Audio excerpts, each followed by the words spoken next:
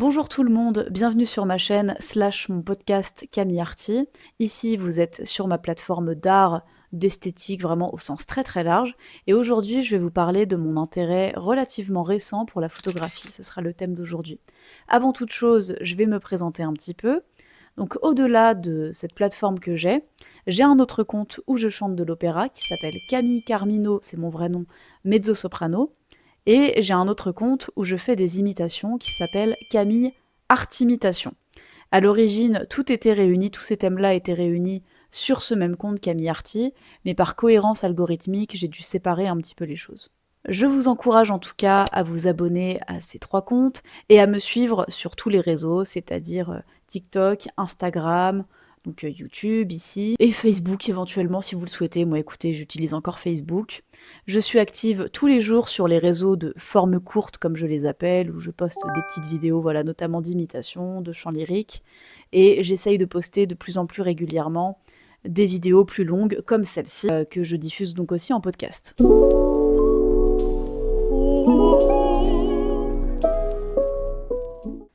Alors je pourrais pas dire que la photographie ça ne m'intéressait pas, non, j'irai pas jusque-là. En revanche, c'était un aspect bien particulier de la photographie qui me plaisait, c'était l'aspect, on pourrait dire, utilitaire, et pas vraiment artistique ni esthétique. En effet, dès toute petite, moi ce qui me plaisait, c'était notamment les photographies anciennes. Alors ancienne, ça veut tout dire et rien dire, ça peut être aussi bien des photos des années 50 que des photos, j'allais dire du siècle dernier, mais non, du 19e siècle du coup. Et pourtant je suis née à la toute fin du 20e siècle. Je sais pas pourquoi j'ai été tentée de dire ça, mais de fait, justement, les photos en noir et blanc me paraissent relativement lointaines. Je suis désolée si vous avez un certain âge et que vous regardez mes vidéos, mais c'est une réalité. Donc il y avait une énorme fourchette de photographies qui m'intéressait, on va dire les tout débuts de la photographie jusqu'aux années, je sais pas, 70-80, là où la couleur s'est quand même beaucoup démocratisée. Et je trouvais ça fascinant de regarder des photos en noir et blanc, quelle que soit l'époque, j'ai envie de dire, parce que ça témoignait d'une époque, ça témoignait de certaines mœurs, ça montrait éventuellement un contexte social, etc. Mais c'était pas pour l'esthétique en tant que telle que je regardais ça. C'est-à-dire que je ne m'intéressais pas à la façon dont le photographe avait choisi de prendre les gens en photo, comment est-ce qu'il avait tourné son objectif, etc., etc. Je me suis un tout petit peu plus mise au centre, c'est mieux comme ça. Le 19e siècle est une période de l'histoire qui m'a toujours fascinée, c'est pas la seule. Et donc ce que j'aimais avec la photographie, c'est que c'était un témoin de cette époque-là, et j'adorais regarder des photos de cette époque-là, de voir comment les gens étaient habillés, comment ils se tenaient, bon, sachant qu'à cette époque, au début de la photographie, on avait tendance à ne pas sourire sur les photos, notamment parce qu'il fallait patienter très très très longtemps pour que la photographie soit prise, donc si on faisait ça, c'était pas forcément l'idéal. Et puis je suppose que dans les mœurs sociales, c'était pas ce qui était forcément admis, c'était pas forcément si commun de faire ça. Mais donc c'était ça précisément que j'aimais observer, c'est-à-dire des photographies comme témoins d'une époque, et donc j'adorais regarder l'évolution de la photographie, mais en fait pour voir l'évolution des époques. Encore une fois, je me fichais de regarder comment est-ce que ça avait été cadré. Ça peut passer pour vraiment une forme d'insensibilité, mais c'était réel, c'était pas ce qui attirait mon attention. Et par rapport au 19e siècle, encore une fois, ce que je trouvais, et ce que je trouve toujours d'autant plus fascinant, c'est que on est passé d'un monde où le seul témoin qu'on pouvait avoir, la seule empreinte qu'on pouvait avoir, c'était la peinture, le portrait quand il s'agissait de personnes en particulier. On est passé de ça à la photographie. Je trouve ça quand même fou. Et d'ailleurs, souvent, je me fais la réflexion, je me dis, un peu plus, et on avait une photo de Beethoven. C'est quand même incroyable. Parce qu'il me semble, alors j'ai pas vérifié, j'ai pas fait des recherches, mais de mémoire, je crois que la photographie, ça a été mis au point vers 1840-45, et ensuite ça s'est démocratisé. C'est-à-dire que ça s'est développé dans les familles qui avaient les moyens, même si souvent ils prenaient pas 50 000 photos comme aujourd'hui, c'était une photo pour immortaliser quelque chose de particulier, et donc c'était une fois dans toute une vie. Et à ce propos, quelque chose qui m'a énormément fascinée, je sais pas si vous avez vu le film Les Autres, mais c'est un film qui met en lumière la photographie mortuaire. C'est-à-dire qu'au 19e siècle, ça se faisait beaucoup de prendre en photo les morts, notamment parce que justement on n'avait pas forcément les moyens de prendre en photo les gens de leur vivant, et donc au moment de leur décès, c'était un peu le moment où on décidait de les photographier pour avoir un souvenir. D'ailleurs j'en avais parlé sur TikTok, ce film m'a vraiment fascinée, je suis loin d'être la seule, et notamment ce passage-là que j'ai souvent du mal à regarder d'ailleurs quand je vois le film.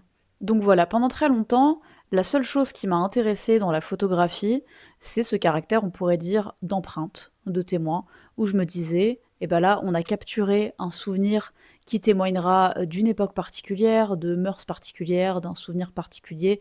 Et donc forcément, ça m'intéressait d'autant plus quand c'était une époque relativement lointaine. Plus l'époque était lointaine, plus ça m'intéressait. Pour autant, artistiquement et esthétiquement, je n'avais pas vraiment de sensibilité par rapport à la photographie. Ça ne me parlait pas en fait. Et j'avais du mal à comprendre, peut-être qu'il y a des gens qui vont me trouver presque un peu stupide, mais j'avais du mal à comprendre comment il y avait des gens qui pouvaient être passionnés de photographie. Ça me fait d'autant plus sourire que j'ai un très bon ami qui est passionné de photographie, je crois même que c'est sa passion première, et j'avoue que pendant longtemps, je me disais, mais qu'est-ce qui intéresse autant ces gens? Parce que la photo, c'est juste faire une empreinte de quelque chose, immortaliser quelque chose, c'est déjà pas mal, c'est déjà très bien. Mais à des fins artistiques, je ne comprenais pas vraiment quel était le but. Ça peut paraître assez fou, mais je comprenais pas réellement quel était le but. Je ne voyais la photo que comme un objet utilitaire, et pas artistique, aussi dur que cela puisse paraître. Or, depuis quelques années, les choses ont un petit peu changé dans mon esprit. Depuis environ, ça s'est fait progressivement, mais je dirais que ça a commencé à peu près il y a 5 ans par là, et ben j'ai commencé à avoir un intérêt esthétique et artistique à la photo. Il y a eu plusieurs petits déclics, notamment un grâce à Instagram. Ça peut paraître extrêmement superficiel, mais c'est réel, sans mauvais jeu de mots avec les Reels, parce que Instagram, c'est une application visuelle, notamment par sa forme, ça a la forme d'un damier. Bon, avant, le damier avait été constitué de petits carrés, et après, il y a eu une grosse mise à jour où ça fait que maintenant, c'est constitué de petits rectangles. Ça a beaucoup perturbé les gens d'ailleurs. C'est vrai que moi je préférais quand c'était en carré. Et justement, le fait d'avoir esthétiquement quelque chose d'assez clair comme ça, pour partager de la photographie, bah, c'était parfait.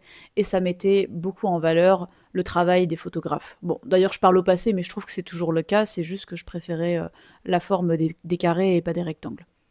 Et donc, bah, il y a quelques années, à force de tomber sur des comptes de photographie, eh ben, j'avais vraiment un grand plaisir à regarder le damier. Je me disais, déjà, ça me plaît, là, toutes ces couleurs, quand le compte était un minimum varié et que le photographe variait les couleurs, les teintes, etc.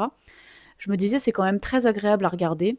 Et j'avais plaisir déjà à voir cet ensemble. Et c'est vrai, j'ai pas honte de le dire, c'est vrai que l'appli Instagram, je trouve, mettait ça particulièrement en évidence et que c'est comme ça que ça a développé, ne serait-ce qu'un petit peu, ma sensibilité à la photographie.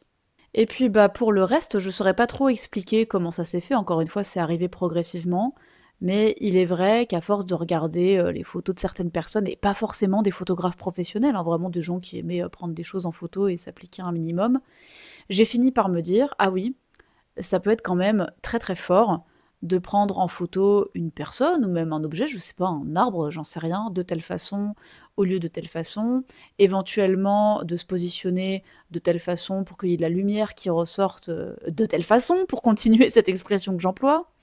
Et j'ai fini par me dire, bah oui, c'est pas le tout de regarder les choses in real life, c'est aussi, in real life, j'ai pris un bel accent anglais, c'est aussi très intéressant de le capturer à travers un appareil photo et de mettre certaines choses en évidence, certains détails, une certaine colorimétrie, un certain jeu d'ombre et de lumière, etc., etc.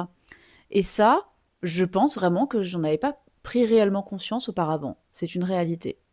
Avant, c'est réel, mais j'avais une vision quand même assez naïve de la photographie, où encore une fois, c'était juste un objet utilitaire qui permettait de capturer des souvenirs, ce qui est déjà pas mal. J'ai fini par me rendre compte que oui, il y avait un réel aspect artistique et que il y a capturer un souvenir et capturer un souvenir. C'est-à-dire qu'on peut juste capturer quelque chose dans un but utilitaire et capturer pour provoquer une émotion vraiment esthétique, dans le but de montrer certains aspects d'un objet. Et quand je dis objet, quand je dis un, 2, 3, quand je dis objet, c'est au sens très très large. Ça peut être aussi bien une personne que, je sais pas, une nature morte ou même un objet assez banal, tout ce que vous voulez. Et avant, ce qui faisait que je ne m'intéressais pas à la photographie aussi, c'est que je me disais, bah, j'aime autant voir les choses en vrai, je vois pas l'intérêt de se creuser la tête sur comment capturer au mieux ce souvenir. J'arrête pas d'employer ce mot capturer, mais il me parle beaucoup.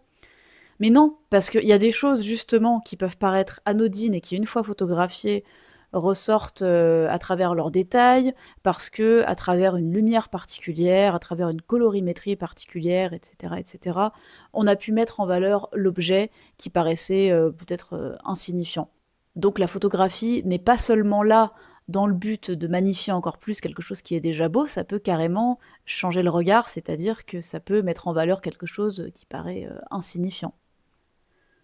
Il y a autre chose qui a développé ma sensibilité à la photographie, même si je connais pas grand-chose à cet art et qu'il faudrait vraiment que je développe ça, bah, c'est le noir et blanc. Alors, ça peut paraître bizarre vu ce que j'ai évoqué avant et vu ma sensibilité pour les photographies anciennes telles que je les ai appelées. Pour autant, ce qui m'a fait aimer la photographie d'un point de vue artistique, c'est de me rendre compte justement à quel point les contrastes pouvaient montrer la beauté d'un objet. Et justement, le noir et blanc, ça a entre autres cette vertu-là, c'est que ça met en évidence des contrastes, ça accentue le regard sur certaines choses auxquelles on fait beaucoup moins attention quand c'est en couleur. Pour ce qui est des portraits, je trouve que ça intensifie énormément le regard des gens aussi. Donc le noir et blanc a énormément de vertus qui transforment la réalité. En fait, ce que j'ai compris avec la photographie, c'est que ça joue le rôle d'un véritable prisme qui nous fait voir la réalité autrement.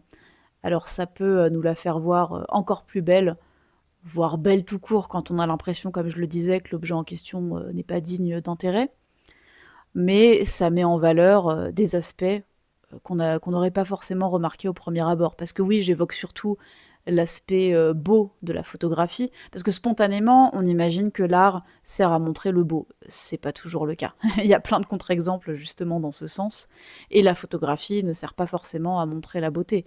Ça, c'est certain. Pour autant, là, ce qui a fait que j'ai beaucoup plus apprécié cet art, c'est sa capacité à magnifier les choses.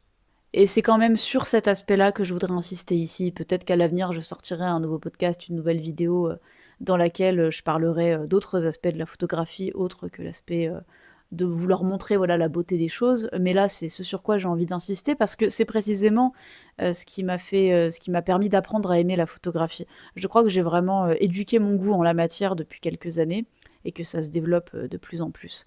Et je trouve ça quand même assez fou, parce que comme beaucoup de gens, j'adore l'impressionnisme, depuis des années et des années, depuis l'adolescence à peu près.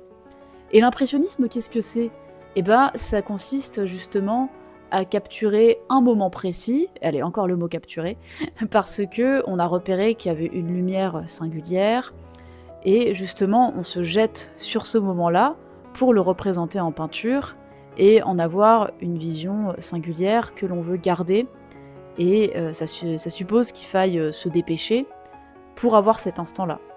Ça d'ailleurs, entre parenthèses, je crois que la gouache, ou en tout cas la peinture qu'on pouvait transporter, a été mise en place, inventée à l'époque de l'impressionnisme, et c'était de fait beaucoup plus pratique parce que ça permettait aux peintres de se dépêcher un petit peu moins pour mettre sur la toile l'instant qu'ils voulaient garder, qu'ils voulaient représenter. Donc voilà, je trouve ça assez fou parce que l'impressionnisme, qui est un de mes mouvements picturaux préférés, et la photographie présente quand même beaucoup de similitudes dans le principe. Donc je trouve ça quand même étonnant que j'ai pas eu une sensibilité plus forte que ça à la photographie avant. Et bien pour terminer cette vidéo, je pourrais à présent expliquer quelle est ma pratique à présent de la photographie, à travers tout ce que j'ai évoqué, à travers cette sensibilité que j'ai développée petit à petit, et que je développerai toute ma vie, puisqu'on n'arrête jamais de faire ça. Bah, ma pratique, c'est un mot quand même assez exagéré, parce que je ne fais pas réellement de photographie. Je n'ai jamais acheté de matériel en rapport avec ça. Peut-être que je le ferai à l'avenir. Comme c'est pas ma priorité dans la vie, voilà, avec toutes les activités que je fais, c'est pas au programme pour l'instant, mais peut-être qu'un jour j'essaierai l'argentique, par exemple, que j'aime beaucoup. Là, les seules photos que je prends, c'est avec mon téléphone. Pour autant, on le sait, nos téléphones aujourd'hui peuvent être quand même un minimum sophistiqués, et peuvent malgré tout offrir des photographies d'une qualité relativement acceptable, c'est le mot que je cherchais. S'il y a des photographes qui regardent ma vidéo, qui m'écoutent en podcast, ils vont s'arracher les cheveux. Mais quand même, on peut dire objectivement que la qualité de nos téléphones, ça dépend des téléphones après, est relativement acceptable. Et donc moi, je me sers de ça, de fait, pour photographier des choses que j'aime bien. Et je sors assez souvent mon téléphone pour prendre en photo plein d'objets différents.